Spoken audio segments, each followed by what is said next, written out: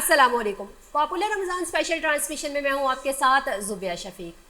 ناظرین، رمضان المبارک کا ماشاءاللہ آخری عشرہ بھی بہت تیزی سے گزرتا جا رہا ہے، اور اس آخری عشرے میں ہماری دعا ہے کہ اللہ تعالیٰ نے یہ جو ہمارے تھوڑے سے دن باقی رہ گئے ہیں رمضان المبارک کے، ہم اللہ تعالیٰ کو منانے میں، اللہ تعالیٰ کی خوشنودی حاصل کرنے میں، رمضان المبارک میں اللہ تعالیٰ نے جس طریقے سے رمضان المبارک کو گزارنے کا حکم دیا وہ ساری چیزیں کرنے میں ہم کامیاب ہوں.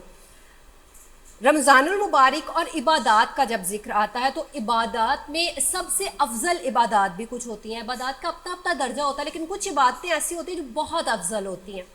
ان میں ایک درود پاک ہے.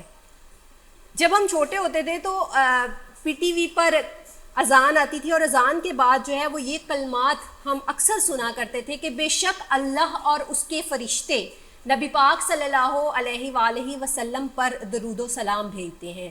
اے ایمان والو، تم بھی آپ حضرت صلی اللہ علیہ وآلہ وسلم پر درود و سلام بھیجا کرو. اور پھر اس کے بعد درود پاک جو تھا وہ پڑھا جاتا تھا، اور بہت ہی خوبصورت سا وہ ایک منظر ہوتا تھا. تو آج کے پروگرام میں بھی ہم درود پاک، اس کے فضائل، اس کی برکات، اس کی جتنی بھی خصوصیات ہیں ان کے اوپر بات چیت کریں گے. ناظرین، ہر عبادت کی اگر ہم بات کریں، ہم نماز پڑھتے ہیں، ہم روزہ رکھتے ہیں، ہم حج کرتے ہیں، کوئی بھی ہم عبادت کرتے ہیں، کوئی بھی ہم نیک کام کرتے ہیں، تو ہمیں نہیں پتہ ہوتا کہ ہمارا یہ نیک کام اللہ تعالیٰ کے ہاں بخشش کا حامل ہے یا نہیں ہے. پتہ نہیں ہمارا یہ نیک کام وہاں پہ قبول ہوگا کہ نہیں ہوگا. ہم نماز پڑھتے ہیں، ہمیں نہیں پتہ ہوتا کہ ہماری یہ نمازیں ہمارے منہ پہ ماری جانی ہیں یا ہماری یہ نمازیں قبول ہونی ہیں. ہم روزہ رکھتے ہیں، ہمیں نہیں پتہ ہوتا ہماری یہ بھوک پیاس جو ہے یا ہم جس طریقے سے روزہ رکھ رہے ہیں وہ حق ادا کر پا رہے ہیں یا نہیں کر رہے. ہم قرآن پاک پڑھتے ہیں تو ہمیں نہیں پتہ ہوتا کہ ہم قرآن پاک کو اس طریقے سے، جس خشوع و خضوع سے پڑھنے کا حکم دیا گیا ہے، ہم اس طریقے سے پڑھ رہے ہیں یا نہیں کر رہے ہیں. کوئی بھی نیک کام ہم کرتے ہیں، ہم کسی کے ساتھ بھلائی کرتے ہیں، تو ہمیں نہیں پتہ ہوتا کہ ہم اپنی طرف سے تو مکمل کوشش کر رہے ہوتے ہیں، لیکن ہمیں نہیں پتہ ہوتا کہ کہیں نہ کہیں کیا اس میں ہماری اپنی کوئی ذاتیات، کیا اس میں ہمارا اپنی کوئی مفاد شامل تو نہیں ہے. لیکن ایک عبادت ایسی ہے جو آپ ادھر پڑھتے ہو اور وہاں اس کی مقبولیت ہو جاتی ہے، وہ وہاں قبول ہو جاتی ہے. وہ عبادت کیا ہے؟ وہ درود پاک ہے. نبی پاک صلی اللہ علیہ وآلہ وسلم نے فرمایا کہ اگر تم مجھ پر ایک دفعہ درود بھیجو گے تو اس کے 5 درجات ہیں جو تم پر واپس آئیں گے. ایک یہ کہ ایک دفعہ درود بھیجنے سے 10 نیکیاں لکھ دی جائیں گی، آپ کے 10 گناہ معاف کر دیے جائیں گے، آپ کے 10 درجات بلند کر دیے جائیں گے، آپ کے اوپر جو ہے وہ 70 رحمتیں برسا دی جائیں گی، 70 بار فرشتے جو ہے وہ بخشش کی دعا کریں گے. اور درود پاک ایسا عمل ہے کہ پھر مختلف درجات ہوتے ہیں درود پاک پڑھنے کے بھی. آپ جب نبی پاک صلی اللہ علیہ وآلہ وسلم پر درود پاک پڑھ رہے ہوتے ہو تو اس کے بھی مختلف درجات ہوتے ہیں. آپ کتنے خشوع و خضوع سے، کتنی محبت سے، کتنی عقیدت سے آپ صلی اللہ علیہ وآلہ وسلم پر درود پاک پڑھ رہے ہو، یہ بہت بڑا جو ہے وہ اس ٹائم پہ معنی رکھ رہی ہوتی ہے چیز، کہ آپ کتنی محبت سے وہ نذرانہ جو ہے پیش کر رہے ہو. پھر دنوں کا بھی حساب ہوتا ہے. جیسے جمعرات اور جمعے کو جب آپ درود پڑھتے ہو تو بہت ساری احادیث سے مروی ہے کہ جمعے کو اور جمعرات کو جو ہے نبی پاک صلی اللہ علیہ وآلہ وسلم آپ کا جو درود ہوتا ہے وہ خود سن رہے ہوتے ہیں. ویسے تو درود پاک جو ہے وہ ڈیلی بیس پہ نبی پاک صلی اللہ علیہ وسلم کو آپ جب بھی پڑھتے ہو آپ کی خدمت میں حاضر کر دیا جاتا ہے. پھر فرشتے آپ کے لیے اسپیشل سنہرے حروف سے وہ درود پاک لکھتے ہیں. تو یہ سارے درجات آپ کیسے حاصل کر سکتے ہو؟ آپ کس ٹائم پہ کس طریقے سے درود پاک پڑھو تو آپ کا درود پاک اس حد تک افضل ہو کر وہاں تک پہنچے. آپ خود کو کیسے درود پاک پڑھو، آپ کتنی عقیدت سے، اور وہ عقیدت ہم میں کیسے آ سکتی ہے، یہ ساری چیزیں جاننے کے لیے جو ہے وہ آج کے پروگرام میں ہمارے پاس موجود ہیں مذہبی اسکالر محمد ارشاد نعیمی نقشبندی صاحب، اور آپ کے ساتھ موجود ہیں ہمارے چھوٹے سے نعت خواہ جو ہے فہد مصطفیٰ. فہد، بہت بہت شکریہ آپ دوبارہ سے تشریف لائے ہمارے پروگرام میں. سر، درود پاک ایک ایسا عمل، ایک ایسا ذکر، ایک ایسا وظیفہ جسے تمام عبادات میں سب سے افضل قرار دے دیا گیا ہے. درود پاک ایک ایسی چیز، ایک ایسا ہم پہ احسان کر دیا گیا کہ نبی پاک صلی اللہ علیہ وآلہ وسلم کو ہمارے درود و پاک کی ضرورت نہیں ہے. ہم خود پہ بیسیکلی جو ہے وہ رحمتیں برسانا چاہ رہے ہوتے ہیں تو ہم درود پاک بھیجتے ہیں. درود پاک ایک ایسی چیز، ایک ایسا ہمارے پاس وظیفہ جو اللہ تعالیٰ خود اپنے فرشتوں کے ہمراہ نبی پاک صلی اللہ علیہ وآلہ وسلم پر درود پاک بھیجتے ہیں۔ آج کا پہلا سوال کہ سر جیسے بولا گیا کہ ڈفرینٹ درجات ہیں، آپ درود پاک نبی پاک صلی اللہ علیہ وآلہ وسلم پر بھیجتے ہو تو وہ بھی ڈپینڈ کرتا ہے کس طریقے سے آپ پڑھ رہے ہو، تو کیسے پڑھا جائے درود پاک؟ کہ آپ درود پاک پڑھتے ہو تو اس اپنی نیت میں کیا چیز سب سے پہلے لانی چاہیے کہ درود پاک جو ہے وہ اس طرح سے وہاں پہنچ سکے؟ بسم اللہ الرحمن الرحیم، نحمده ونصلی ونسلم علی رسول الکریم، اما بعد فاعوذ باللہ من الشیطان الرجیم، بسم اللہ الرحمن الرحیم۔ قال اللہ تبارک و تعالی فی الکلام المجید وفرقان الحمید، ان اللہ وملائکتہ یصلون علی النبی یا ایہا الذین آمنوا صلوا علیہ وسلموا تسلیما، صلی اللہ علی حبیبہ سیدنا محمد وآلہ واصحابہ وسلم، الصلاۃ والسلام علیک یا سیدی یا رسول اللہ وعلی آلک واصحابک یا سیدی یا حبیب اللہ، مولایا صلی وسلم دائما ابدا علی حبیبک خیر الخلق کلہم، هو الحبیب الذی ترجى شفاعته لكل حول من الاحوال مقتحم۔ حمد و صلات کے بعد اللہ تبارک و تعالی نے قرآن عزیز فرقان حمید کے اندر باقاعدہ طور پر درود پڑھنے کا حکم عطا فرمایا، جس کا مفہوم یہ ہے کہ بے شک اللہ اور اس کے فرشتے نبی علیہ الصلاۃ والسلام کی ذات گرامی پر درود بھیجتے ہیں۔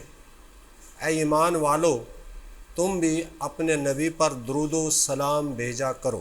بے شک۔ اور اس کے ساتھ ساتھ آپ صلی اللہ علیہ وسلم کا فرمان عالی شان ہے کہ جو شخص ایک مرتبہ مجھ پر درود پڑھتا ہے، اللہ کی ذات اس کے لیے عافیت کا دروازہ کھول دیتی ہے۔ سبحان اللہ۔ ایک اور مقام پر تاجدار انبیاء صلی اللہ علیہ وسلم فرماتے ہیں کہ جس شخص کے پاس میرا نام نامی اسم گرامی لیا جائے اور وہ مجھ پر درود نہ بھیجے، آپ صلی اللہ علیہ وسلم فرماتے ہیں کہ وہ ہلاک ہو جائے۔ یعنی جبریل نے یہ دعا کی، مشہور زمانہ حدیث مبارکہ ہے، اور حضور نے اس پر آمین فرمایا۔ رحمت دو عالم صلی اللہ علیہ وسلم ہمیشہ ان لوگوں کے لیے بھی دعا گو رہے جنہوں نے آپ کو تکلیف دی، بے شک، آپ پر پتھر برسائے، بے شک، آپ کے راستے میں کانٹے بچھائے ایسے، اور آپ پر کوڑا کرکٹ پھینکا، لیکن ایک موقع ایسا ملتا ہے کہ رحمت دو عالم صلی اللہ علیہ وسلم جو ہے وہ اپنے نام نامی اسم گرامی پر جب کوئی شخص درود نہیں پڑھتا اس کے لیے بد دعا پر آمین فرما رہے ہیں۔ اس بات سے یہ اندازہ لگا لیا جائے کہ اللہ کریم کے محبوب کو درود پڑھنا کتنا پسند ہے۔ اور جہاں تک اس سوال کا تعلق ہے کہ کون سا درود پڑھا جائے، کیسے پڑھا جائے،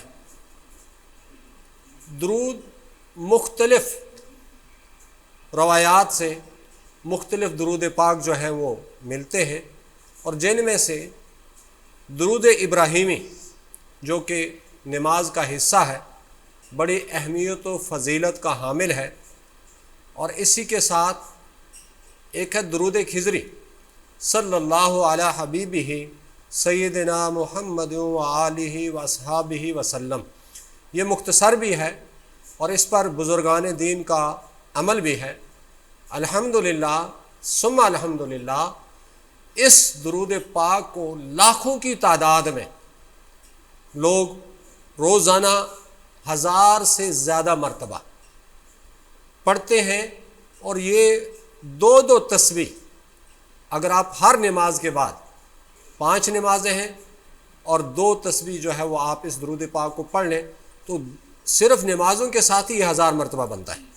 اور ہمارے بزرگ، میرے مرشدی جو سلسلہ خواجگان کے بہت بڑے بزرگ گزرے ہیں، ان کے ماننے والے کوٹلی آزاد کشمیر سے لاکھوں چاہنے والے ہیں بفضلہ تعالی۔ خواجہ محمد صادق مرحوم رحمۃ اللہ علیہ گلہار شریف والے، ان کے لاکھوں ماننے والے چاہنے والے اور اگر وہاں سے کسی کو کوئی وظیفہ ملتا ہے تو وہ درود پاک کا وظیفہ. سبحان اللہ. اور میں الحمدللہ خود بھی اس راہ کا مسافر ہوں. اللہ تعالیٰ قبول فرمائے. اور جب سے یہ کام شروع کیا ہے الحمدللہ دل میں ایک اطمینان ہے, ایک تسلی ہے. چاہے آپ کے پاس رات کا کھانا نہ ہو, آپ یہ کام شروع کر دیں, کبھی آپ کو جو ہے وہ تشنگی نہیں ہوگی, کبھی آپ کو جو ہے بے سکونی نہیں ہوگی.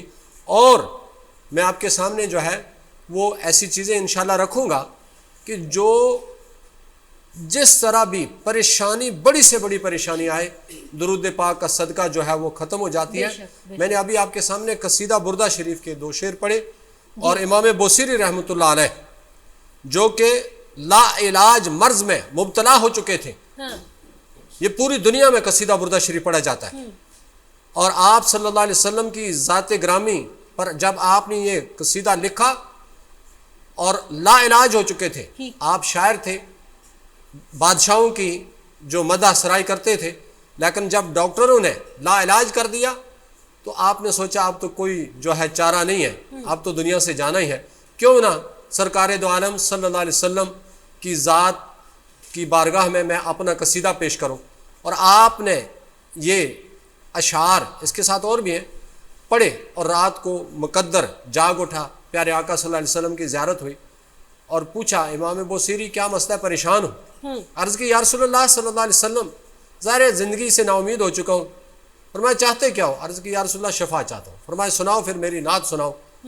یہ قصیدہ بردہ شریف حضور کی بارگاہ میں مقبول ہے, اور آپ نے وہ اشعار سنائے, اور حضور نے چادر بھی عطا کی اور شفا بھی عطا کی اللہ کے حکم سے. تو پتہ یہ چلتا ہے کہ جب کوئی شخص جس درد سے درود پڑے گا, جس توجہ کے ساتھ درود پڑے گا, اللہ کریم اسے وہ اس کی حاجت بھی عطا فرما دیتے ہیں. اور ہمیں اس لیے نہیں پڑھنا چاہیے کہ ہمیں جو ہے یہ کام ہو جائے, یہ ہو جائے, نہیں. آپ درود پاک بغیر کسی طمع کے پڑھتے چلے جائیں. اللہ کی ذات خوب جانتی ہے کہ مجھے کیا ضرورت ہے, آپ کو کیا ضرورت ہے, سننے والوں کو کیا ضرورت ہے. اس نیت سے آپ درود پڑھیں کہ اللہ نے اس ذات پر درود پڑھنے کا حکم دیا ہے جس کے لیے دونوں جہان سجائے گے. اور جب آپ اس ذات کو جو ہے وہ خوش کر لیتے ہیں تو ساری کی ساری دنیا آپ کے تابع ہو جاتی ہے. بے شک بے شک. بہت بہت شکریہ مولانا صاحب. انشاءاللہ درود پاک کی جو برکات ہے, اس کے فضائل جو ہیں وہ آپ سے ضرور مزید آگے سنیں گے, لیکن اس سے پہلے فہد مصطفیٰ کی طرف بڑھتے ہیں. فہد آج کون سی نعت سناؤ گے؟ میں پہلے آپ کو درود پاک اللہم صلی اللہ اس کے 2 شعر, اس کے بعد میں آپ کو حضور ایسا کوئی انتظام ہو جائے وہ نعت میں ماشاءاللہ. جی. اللہم صلی علی سیدنا و مولانا محمد. اللہم صلی علی سیدنا و مولانا محمد وعلی آلہ وعلی آلہ وصحبہ وبارک وسلم. اللہم صلی علی سیدنا و مولانا محمد. اللہم صلی علی سیدنا و مولانا محمد. دروازے بطول ہے نظریں جھکا کے دروازے بطول ہے نظریں جھکا کے جبریل سر جھکاتا ہے چوکھٹ بطول پر. اللہم صلی علی سیدنا و مولانا محمد. اللہم صلی علی سیدنا و مولانا محمد. بھر لو کرم نل جولیاں آ جاؤ منگتے ہو بھر لو کرم نل جولیاں آ جاؤ منگتے ہو رحمت لٹا بن سید ابرار آ گئے اللہم صلی علی سیدنا و مولانا محمد وعلی آلہ وصحبہ وبارک وسلم اللہم صلی علی سیدنا و مولانا محمد حضور ایسا کوئی انتظام ہو جائے حضور ایسا کوئی انتظام ہو جائے سلام کے لیے حاضر غلام ہو جائے سلام کے لیے حاضر غلام ہو جائے میں صرف دیکھ لوں ایک بار سبز گنبد کو نظر سے چوم لوں ایک بار صبح طیبہ کو بلا سے پھر میری دنیا میں شام ہو جائے بلا سے پھر میری دنیا میں شام ہو جائے تجلیات سے بھر لوں میں کاسائے دل و جان تجلیات سے بھر لوں میں کاسائے دل و جان کبھی جو ان کی گلی میں قیام ہو جائے کبھی جو ان کی گلی میں قیام ہو جائے حضور ایسا کوئی انتظام ہو جائے سلام کے لیے حاضر غلام ہو جائے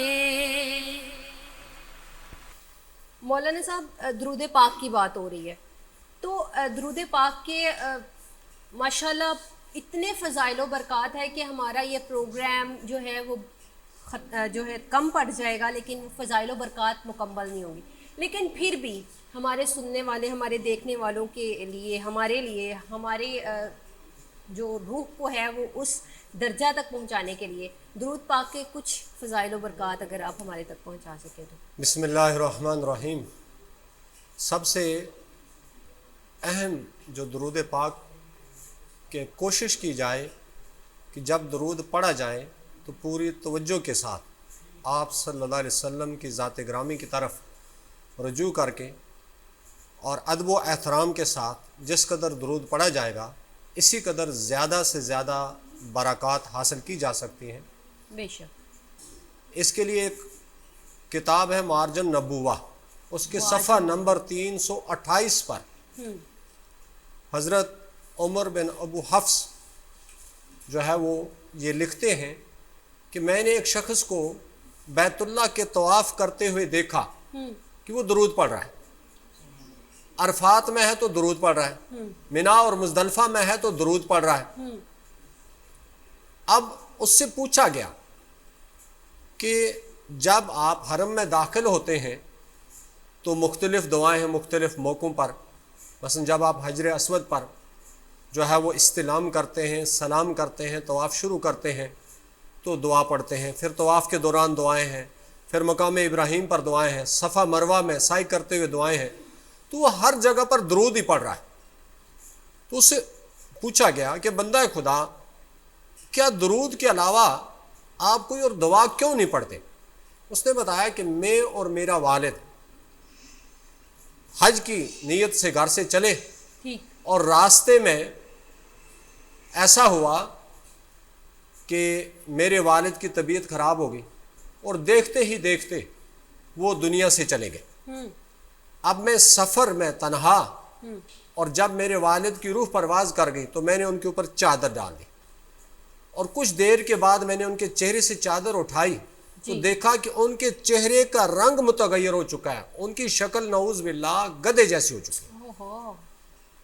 اب ایک تو سفر اور دوسرا والد کا دنیا سے چلے جانا اور پھر ان کی شکل کا مسخ ہو جانا، بدل جانا، تو یہ تمام صورتحال ایسی تھی تو میں جو ہے اسی پریشانی کے عالم میں مجھے آنکھ لگ جاتی ہے اور میں دیکھتا ہوں کہ ایک نورانی چہرہ جو ہے وہ مجھے نظر آتا ہے اور وہ میرے والد کی طرف آتا ہے اور وہاں سے چادر اٹھا کے جو ہے وہ دیکھتا ہے اور مجھے پوچھتا ہے کہ بیٹا آپ پریشان کیوں ہیں؟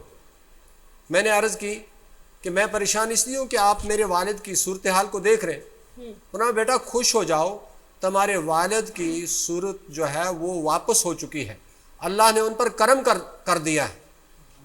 اب وہ بیٹا ان کا دامن پکڑ کے پوچھتا ہے کہ اے اللہ کی طرف سے میرے اوپر مہربانی فرمانے والے، پہلے تو آپ بتائیں تو صحیح آپ ہیں کون؟ فرمایا میں حضرت محمد مصطفیٰ صلی اللہ علیہ وسلم ہوں، اور عرض کی کہ یہ کرم فرمانے کی کوئی وجہ؟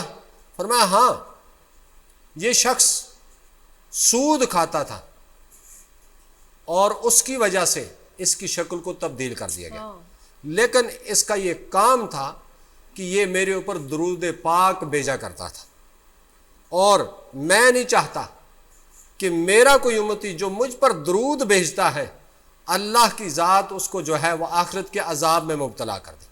یہاں دو باتیں ہیں، ایک تو یہ کہ درود پڑھنے والوں کو جو ہے وہ اپنا قبلہ رخ سیدھا کرنا چاہیے، یعنی وہ سیدھے راستے پر چلے تاکہ زیادہ سے زیادہ فائدہ ہو، اور دوسرا یہ کہ کتنی بڑی سے بڑی مصیبت بھی آ جائے تو درود پاک کا صدقہ اللہ کریم اس مصیبت کو ٹال دیتے۔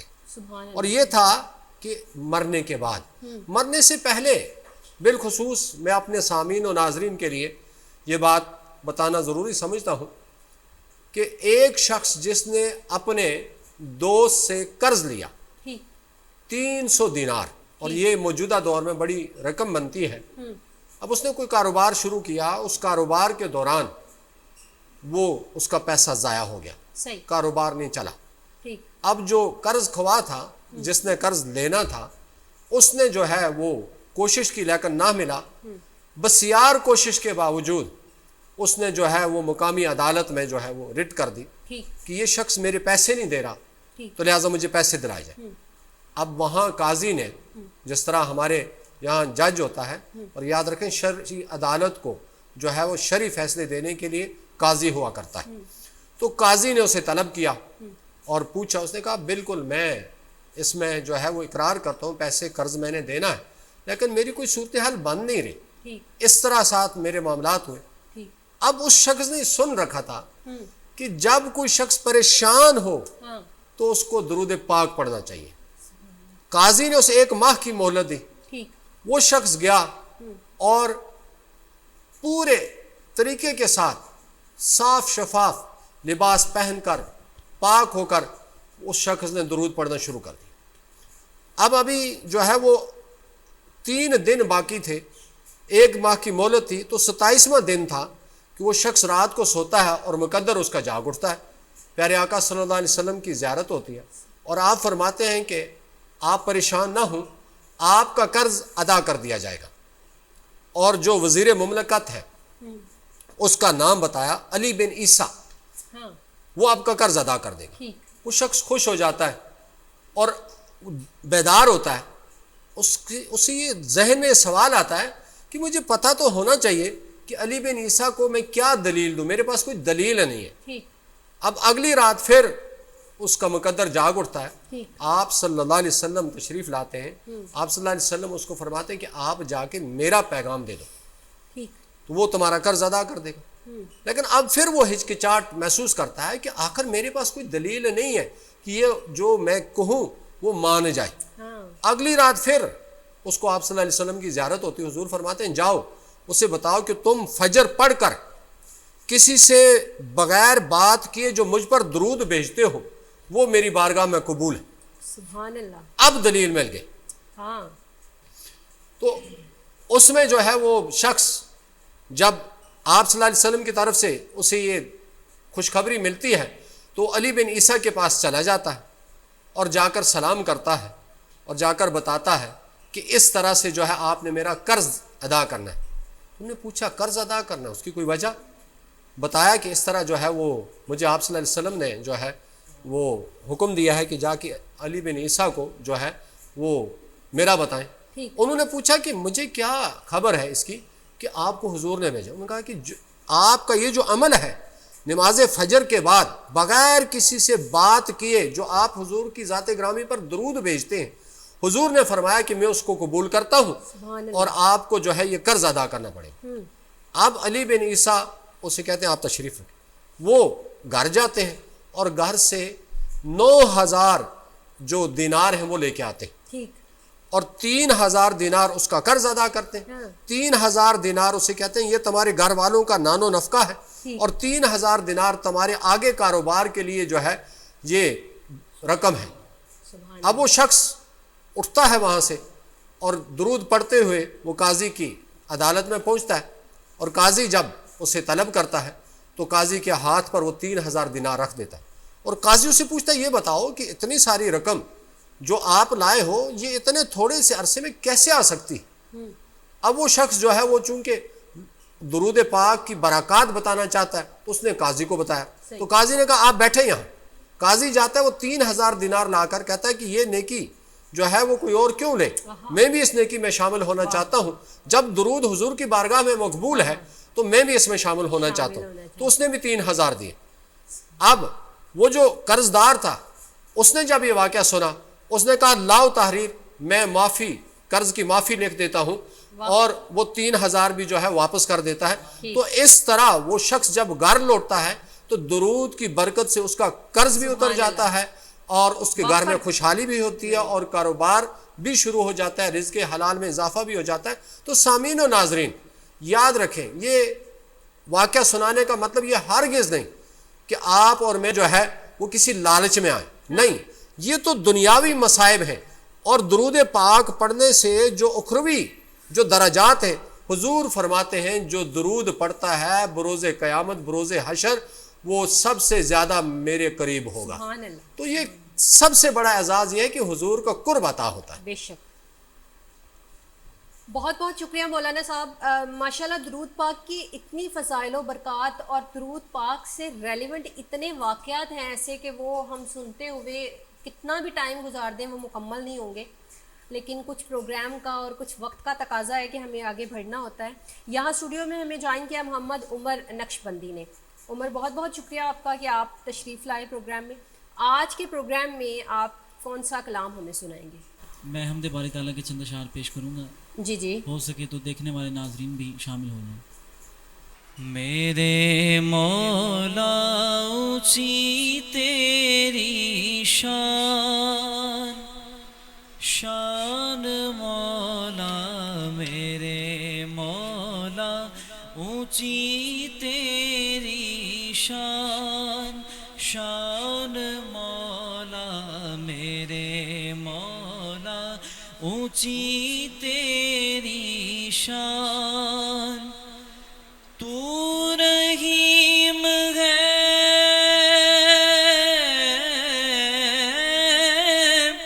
تو ہی ہے رحمان،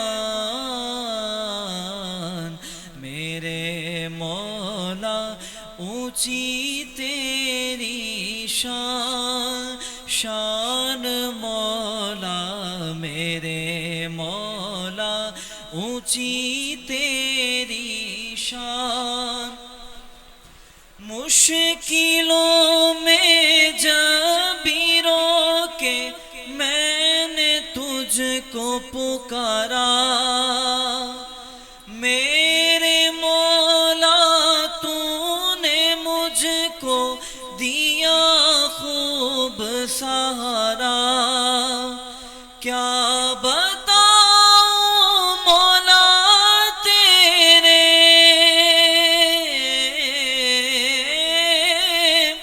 کتنے ہیں احسان،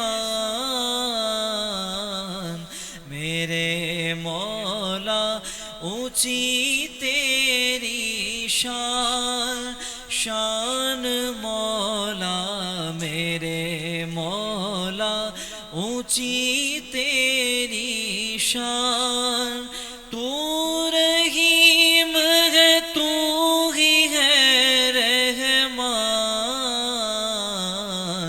میرے مولا اونچی تیری شان، 70 ماؤں سے بھی بڑھ کے مولا تیرا پیار ہے، معاف کر دے سب خطائیں مولا تو غفار ہے، معاف کر دے سب خطائیں مولا تو غفار ہے، رحم کرنا شان تیری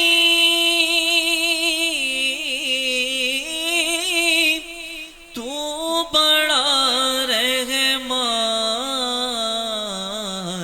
میرے مولا اونچی تیری شان، شان مولا میرے مولا اونچی تیری شان، شان مولا میرے مولا اونچی تیری شان، پتھر پہ جو کیڑا ہوئے اس کا رازق تو ہے، جو زمین میں بیج بوئے اس کا مالک تو ہے، پتا پتا بوٹا بوٹا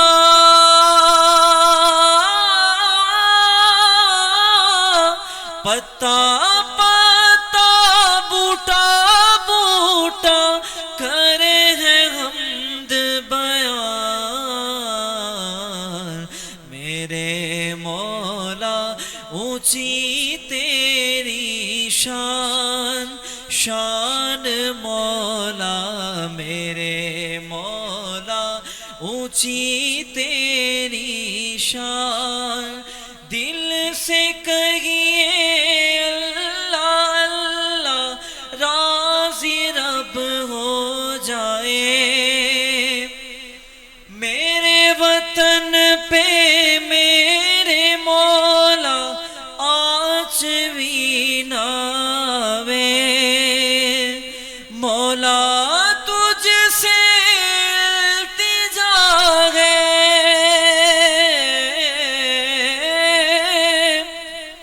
باقی رہے ارمان،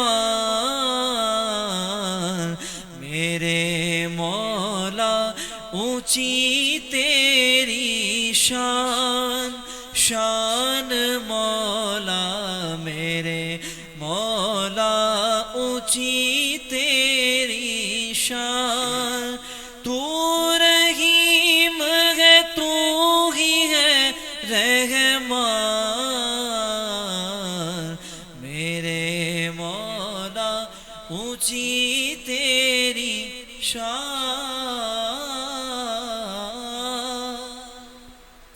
بہت بہت شکریہ محمد عمر نقشبندی آپ کا کہ آپ تشریف لائے. ماشاءاللہ اتنا خوبصورت جو ہے وہ آپ نے کلام سنایا. ناظرین پروگرام کا وقت جو ہے وہ یہاں پہ ختم ہوتا ہے. آج کے پروگرام میں ہم نے درود پاک کے فضائل اور درود پاک کی جتنی بھی برکات تھی وہ تمام آپ تک پہنچائیں. اللہ تعالیٰ جو ہے وہ ہمیں ان ساری چیزوں پہ عمل پیرا ہونے کی توفیق عطا فرمائے. آپ بھی ہمارے پروگرام میں اگر شامل ہونا چاہتے ہیں, شامل ہونے کے لیے آپ اسکرین پر دیے گئے نمبر پر کانٹیکٹ کریں. اس کے علاوہ جو ہے وہ سبسکرائب کریں یوٹیوب پر ہمارے چینل کو. کل آپ سے دوبارہ ملاقات ہوتی ہے, تب تک کے لیے اللہ.